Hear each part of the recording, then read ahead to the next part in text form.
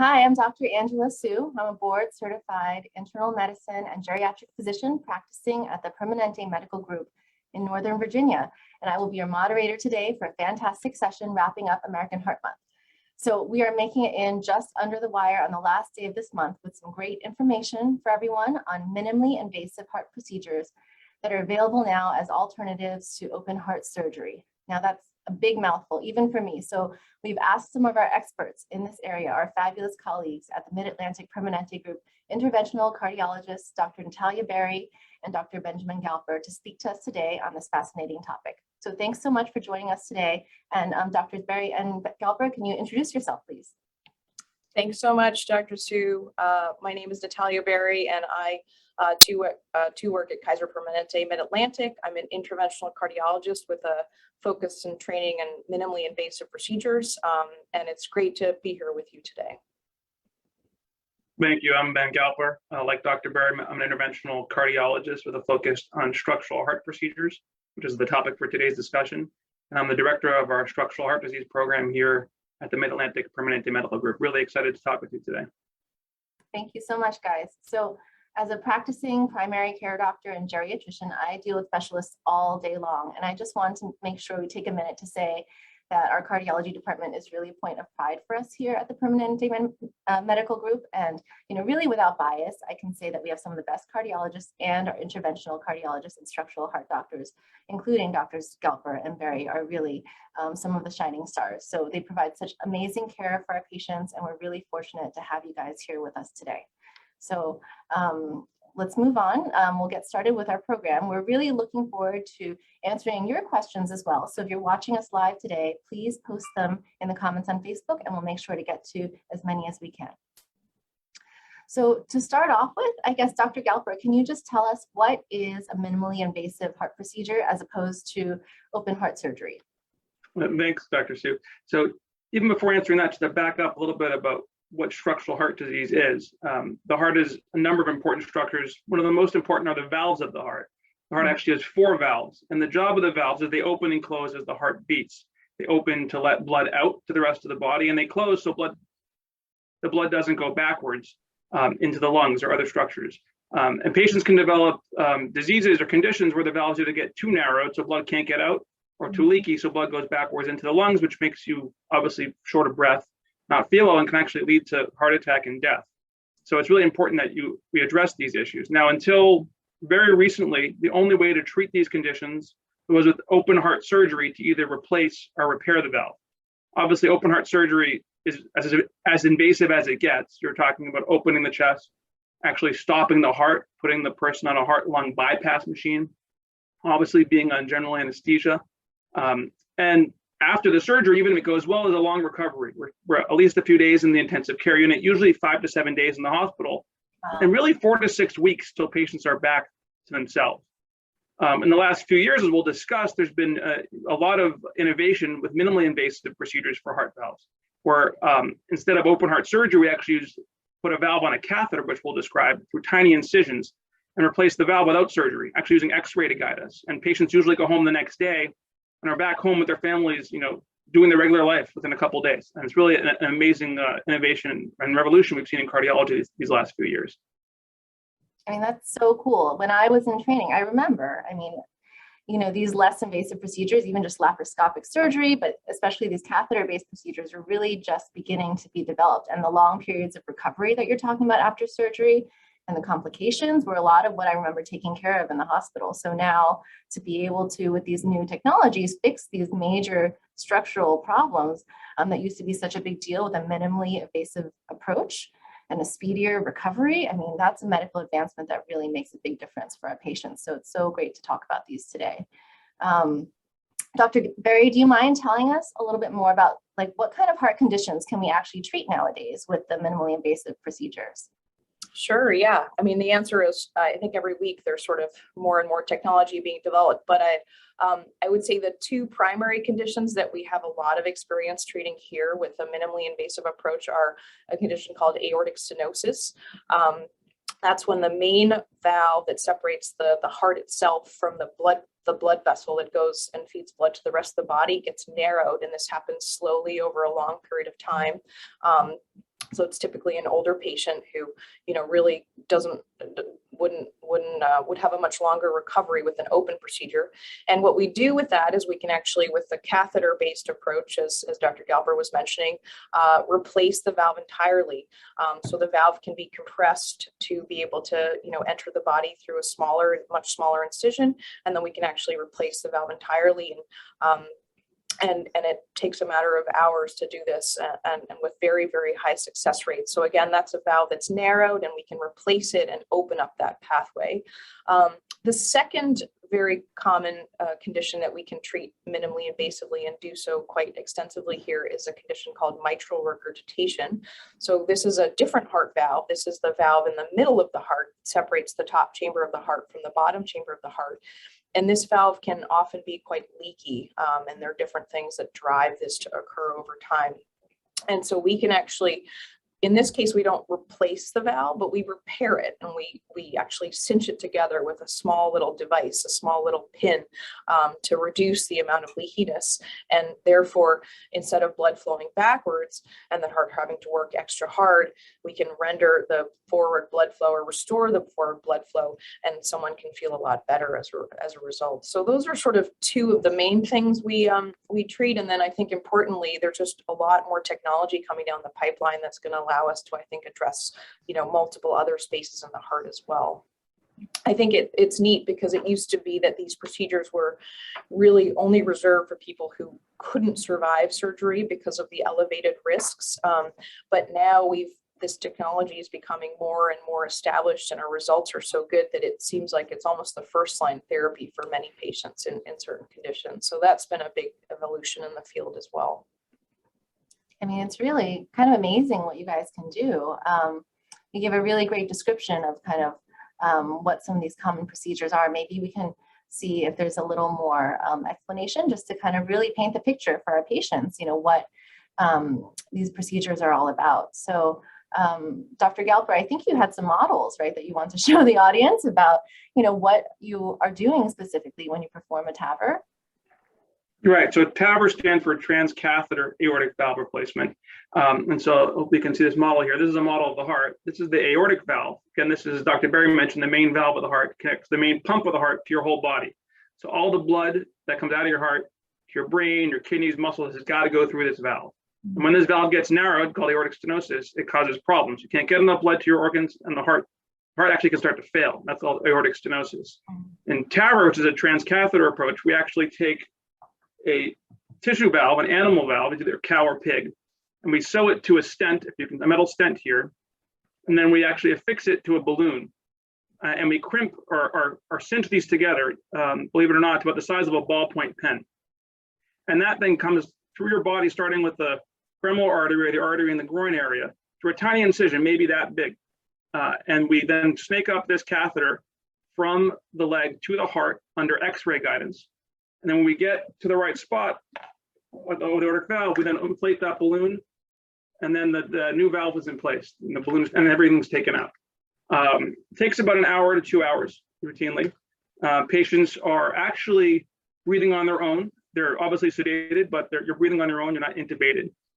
By that evening, you're usually up and walking, and our goal is to have you out of the hospital the next day. 80% of our patients at the Mid-Atlantic Permanente Medical Group are discharged next day. So it really is a tremendous innovation compared to open heart surgery. And as Dr. Berry mentioned, the results, both short-term and long-term, are pretty much as good as surgery in clinical trials. That's so amazing. And seeing the models, I think, really kind of paints the picture. It's amazing you can get that up there and position it and have it work so well that these do well long-term, right, Dr. Galper? Yes, I mean, long-term, there's data up to 7 years, even 8 years at this point on these valves. And the clinical trials at this point, there's about 5 or 6 randomized trials with thousands of patients showing that the outcomes across all subgroups from high risk to low risk are just as good with surgery as compared to the TAVR procedure. And the valves are just as durable up to about 7-8 years, the data we have, compared to surgical valves. So yeah, they're really robust data that you can get this procedure done. You can replace your valve with a minimally invasive approach, and a much quicker return to normal functional capacity than with TAVR as compared to surgery. Great. Dr. Galper, I saw that you were recently featured in an article also where you kind of talked about workup for the structural heart procedures at the Mid-Atlantic Permanente Medical Group and how it's special compared to other centers around the country. Can you tell us Yeah. more about like what the evaluation for the procedures entail and what makes our process so unique? Sure, thank you. And particularly for TAVR, there's a number of tests that need to be done before someone can be deemed to be a good candidate for the procedure. Most of our patients are a good candidate in the end, but a number of tests have to be done. And to go back, we diagnose aortic stenosis with an ultrasound of the heart, an echo of the heart that your primary care or your cardiologist doctor will order. And then once it's diagnosed, it's usually referral to a cardiologist to start this TAVR process. And the tests we do, there's a special CAT scan of the heart so we can size your valve, make sure we have the right size valve. We also look at the arteries in the legs, make sure they're big enough for the TAVR system. We also do a cardiac catheterization, where we look at the arteries in the heart, make sure there are no blockages. We measure the pressures across the valve. We also have consultations with cardiologists and cardiac surgeons. We work very closely with the cardiac surgery team at Virginia Hospital Center as part of this procedure. And most TAVR programs, that can take up to 6 weeks because you have multiple different visits, multiple different providers. At Mid-Atlantic Permanente Medical Group, we're committed to do it in 1 day. We have a 1-day TAVR evaluation process where you get all the tests, all the consultations you need, and you're going to know right away whether you're a candidate for this procedure or not. And our goal really is to get you from the day of your echo, where you get diagnosed, to the day you're discharged home is 30 days or less, which in the outside community, it's average about 90 days from diagnosis to TAVR, according to clinical trials and data. So we really try hard to expedite the process. And we had a recent patient who was featured who actually went from diagnosis with severe aortic stenosis, a 70-year-old gentleman who was very short of breath, could hardly do any activity, had an echo showing severe aortic stenosis. By day 12 days after the echo, he was home and doing great and is back, with his kids and grandkids, really enjoying life. So we really are focused on, getting the patients the right care they need at the right time and as quickly as possible. That's amazing. Yeah, I've had patients who've had the procedure too, and they similarly had really quick, relatively improvement in their symptoms and getting back to the regular life. But I mean, after the procedure, Dr. Berry, like how quickly do they really start feeling better? Is it hours? Is it the next day? And when do they kind of feel back to normal again? Yeah, great question. It does vary. I think everyone's a little bit different. While the procedure is minimally invasive, it can be a little bit of a stress on the body. So some people take, a few days to a week or two to recover completely, but it's never more than, a week or two to getting back fully to baseline. We've had some particularly gratifying moments where patients feel immediately better post-operatively or post-procedure because, essentially, as Dr. Galper explained, the heart has been under so much pressure to generate the force required to traverse the aortic valve, which is narrowed. I think one of the analogies I like to use is typically, it's the size of like a silver dollar. And in our patients, some of them, it's the size of the tip of a pen. So it's really a dramatic narrowing of this valve, and the heart is having to compensate for this. So some of our patients wake up and they feel immediately better, like a pressure has been relieved from their chest, they're breathing better. So that can be very gratifying. But, as Dr. Galper said, the patients are usually able to go home the next day. They're in mild discomfort at the catheter sites in the groin, but it's typically nothing that can't be taken care of with Tylenol. And then we typically tell them to take it easy for 3 to 5 days.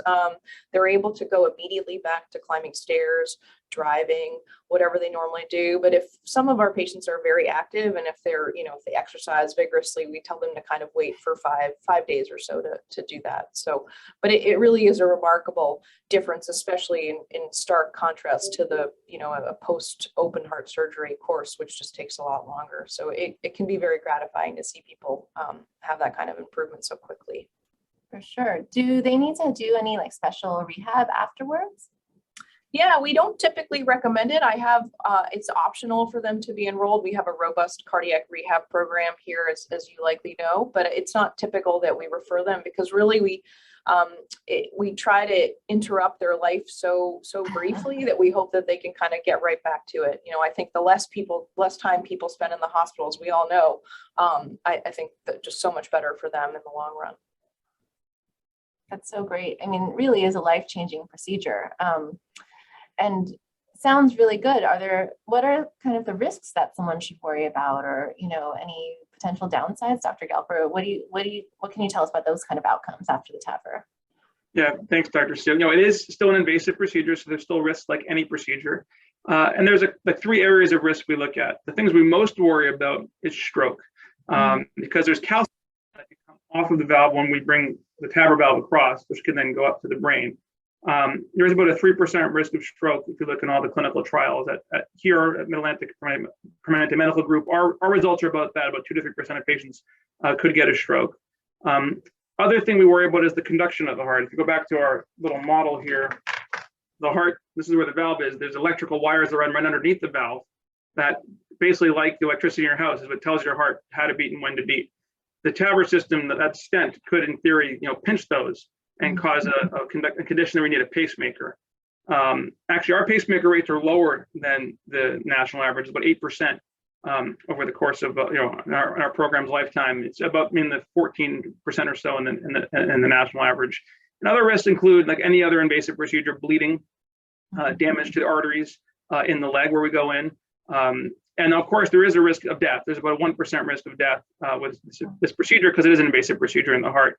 And our outcomes have been excellent. We've done about 600 TAVRs so far to date in the 5 years since our program started, and our outcomes are just as good, if not better, actually, than the national reported outcomes for those complications that I mentioned. In fact, actually, the outcome I'm most proud of, actually, there's 2 outcomes I'm really proud of. I guess I'll say 2. One is, we look at mortality for the procedure itself, but then we also look at 1-year mortality and longer. The national average of 1-year mortality after TAVR, 1-year risk of death, is in the 15 to 18% range. We're actually at 11%, which shows that not only are we getting our patients through the procedure, they're doing well afterwards. I think the most important thing people want to know is, do I feel better? And we do surveys of all our patients after TAVR at 30 days and a year, how their quality of life is. It's a standardized questionnaire. I think 88% of our patients have substantially improved quality of life a year after TAVR, which again shows we're making our patients feel better, which is why we do this, right? It's why we want to replace these valves. So overall, very happy with our outcomes and how we do here. That's so great. I mean, especially the TAVRs, we're talking about older patients, right? So you can't always fix things when we're dealing with a geriatric population, but to be able to have such a great impact on quality of life with minimal risk is so important to my patients, to all of our patients. So that's really amazing. We had a question for Facebook that seems to fit in this area. The other thing, someone wanted to know, what kind of imaging findings or post-operatively do you expect? So that's kind of interesting. Like, what does it look like when you echo these hearts after you've done the procedure? Yeah, I can take that. So it's a great question and very scientific. So great question from the audience. So yeah, I mean, we do watch this because obviously what we want to see is that there's a pressure gradient, which is essentially a measurement that we look at to correlate how severely narrowed the valve is. And the higher that gradient, essentially the worse the narrowing of the valve. So what we look for immediately after the procedure, and sometimes even during the procedure with invasive catheter measurements, is we look for that pressure measurement to be reduced significantly, and essentially go back to normal, which is we have a certain criteria or range for normal. So we look at that on an ultrasound, as well as invasively while the patient is undergoing the procedure and after the procedure. And then we also follow that with serial ultrasounds of the heart. So it's all non-invasive, I should say, after the procedure itself. It's all just a transthoracic or an ultrasound of the heart through the chest wall. And that's what we do at typically 30 days after the procedure, and 1 year after the procedure, as well as in the hospital before the patient is discharged. Very cool. Thank you. So I think that covers the TAVR. That was really informative. And I imagine we mentioned kind of the MitraClip. So it sounds like it's a different valve, the opposite problem really. And I think Dr. Galper has referred to Dr. Berry as the MitraClip queen. So maybe Dr. Berry, if you want to kind of talk to us about kind of how the procedure and the process might be a little different from the TAVR experience we were just talking about, to contrast that for patients out there. Yeah, of course. Yeah, so the workup that Dr. Galper was explaining with the TAVR is slightly different with the MitraClip in terms of the testing that we do. But really what we try to do is do it as efficiently as possible for the patients as well. So it's a little bit of a testing workup beforehand. And then when the patient comes in for the procedure, it is a minimally invasive procedure through the leg as well. And it's through a vein instead of an artery. So it's just slightly different. And then the mitral valve, as we talked about, is the main valve inside the heart. So it separates the top chamber of the heart from the bottom chamber of the heart. And I'm going to try to get this model up here. So essentially, these are the middle valves in the heart, and they separate these top chambers up here from the bottom pumping chambers. You can see sort of the thick walls of the ventricles. And this is one of the middle valves, and this is the other middle valve, which is the actual mitral valve on the left side of the heart. So what the MitraClip procedure does is find the leakiness of the valve and try to improve it. And it does so with a little clip that you can sort of see modeled here. And the like way a clothespin. yeah, it's really small. And I actually have a real one here. That Oh my gosh. So it's very small, you know, it's the size of my fingernail.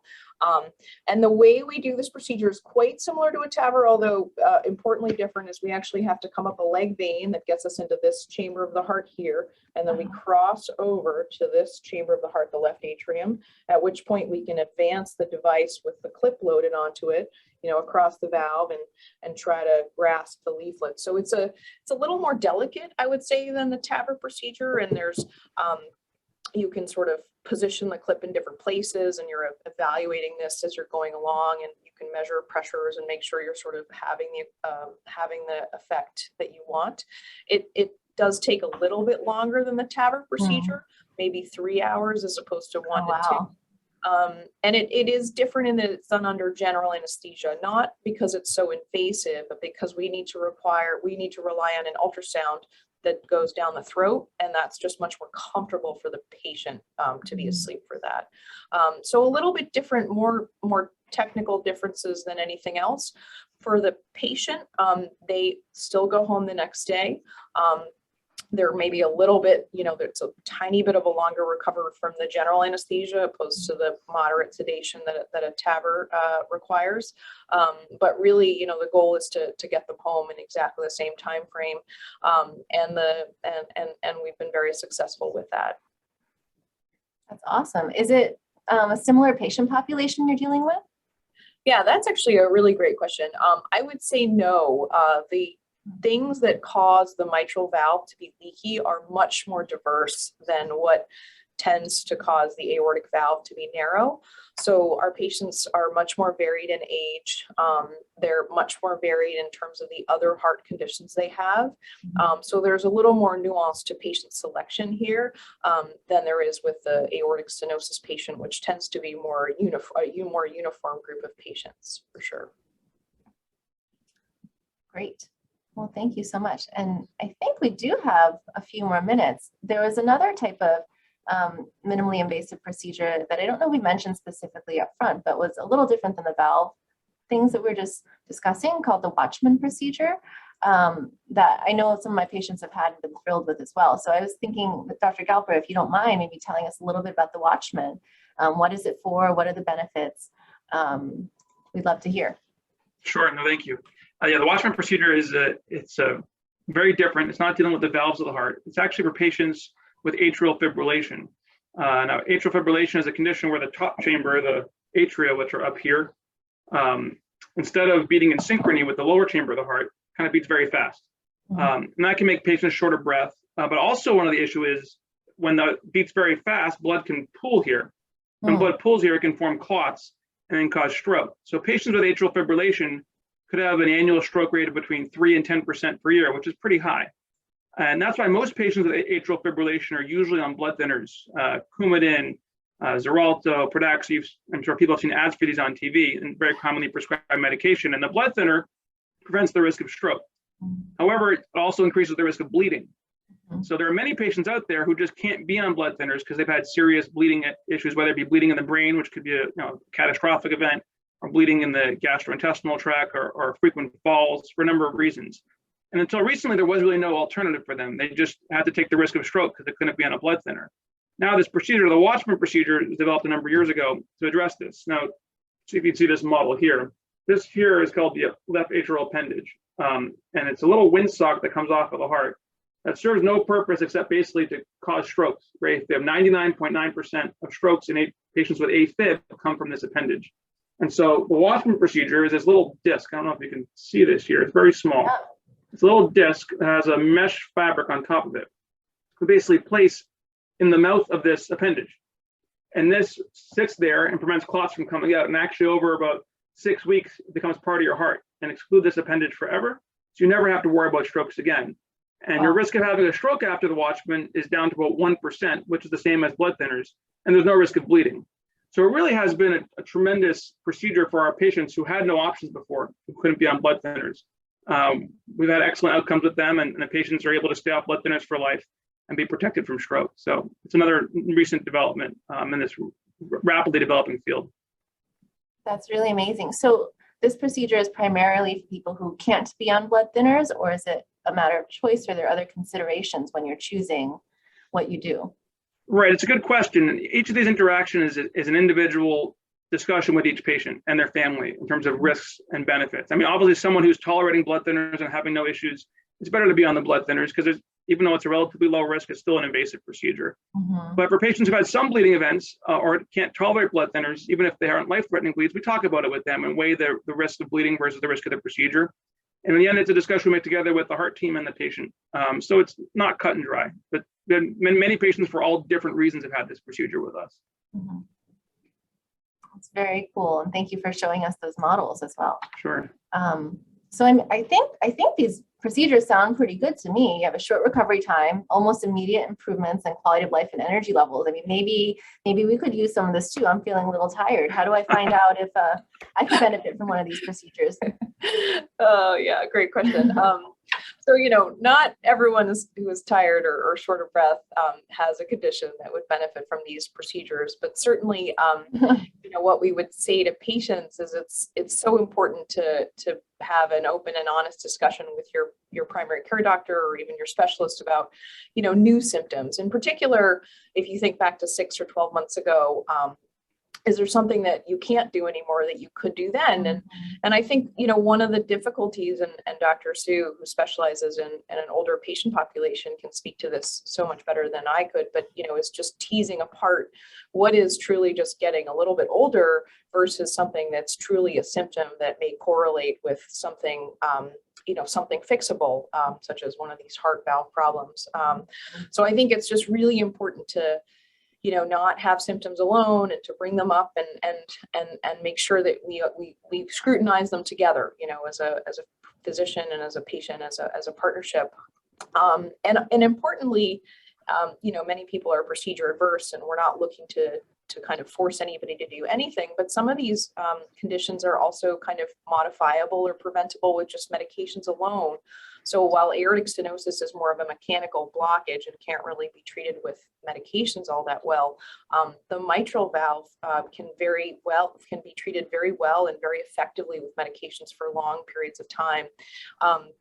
And so I think, thinking along the prevention standpoint, it's not just about doing procedures, but it's really about caring for a patient and for someone from the very beginning to onwards in terms of their valves and their heart conditions. So just speak up, and I think, have an open mind, but definitely bring it up, because I think one of the things we hear time and time again is, wow, we have patients have their valves replaced and they tell us that they never realized how poorly they felt beforehand. So I think these valves change so insidiously and so slowly over time that you kind of just get used to how you're feeling. But just making sure you can bring that up, because there may be a fix and you may just be able to have a much better quality of life and better heart health. That's so such important messaging from Dr. Berry there. And I think, we don't expect people who are not medical professionals to really know what's a big deal and what's not. But as she said, if it's a change for you, it's always worth bringing up. And, maybe it is a structural heart problem. Maybe you're anemic, you have a vitamin deficiency. And these are all issues, medical things that your primary care doctor can address and get you feeling better, right? So I think definitely reach out to your physician if you have any symptoms that are progressing or new ones that are developing. And, my 2 cents from a primary care standpoint is always that it's better to catch things early or to prevent significant medical issues rather than to treat them afterwards. Interventions are great, but I think prevention is probably better. So I don't think we have any more questions from Facebook, and that was most of what we wanted to cover today. But Dr. Galper, did you have any other closing thoughts you want to share before we sign off? Sure. Thanks, Dr. Sue, and thank you for doing such a great job moderating this excellent discussion. I think if you have time, you could have a side gig as a TV anchor or talk show host someday. Thank you. Yeah, as I'm thinking about this, what we just talked about, it's kind of reflecting on kind of the journey we've taken in structural heart disease. Just 5-8 years ago, most of these procedures we talked about weren't possible. The conditions that honestly have very high mortality and risk of heart attack for patients could only have been treated with open heart surgery, and many of the patients were too sick to get it. So it's remarkable to see how far we've come. And here at the Mid-Atlantic Permanente Medical Group, we've really integrated all of the technology that can treat these patients with minimally invasive approaches into our program. We've done it, put really our integrated model as a stamp on it. With our one-day TAV valve, our goal of getting people from diagnosis to home and treated in a month or less. It's really amazing. It's really, we're all out there trying to do the best things for our patients. I'm just thinking of one particular patient. Actually, it happened to have been our 500th TAVR, which we did late last year, who it really exemplifies, the benefits of our integrated system. She's a 62-year-old lady. She's not old, but a woman who had severe aortic stenosis and actually had an abnormal valve. The valve was, instead of tricuspid, was bicuspid, made a little bit more complex. It was very short of breath, could really do almost no activity whatsoever.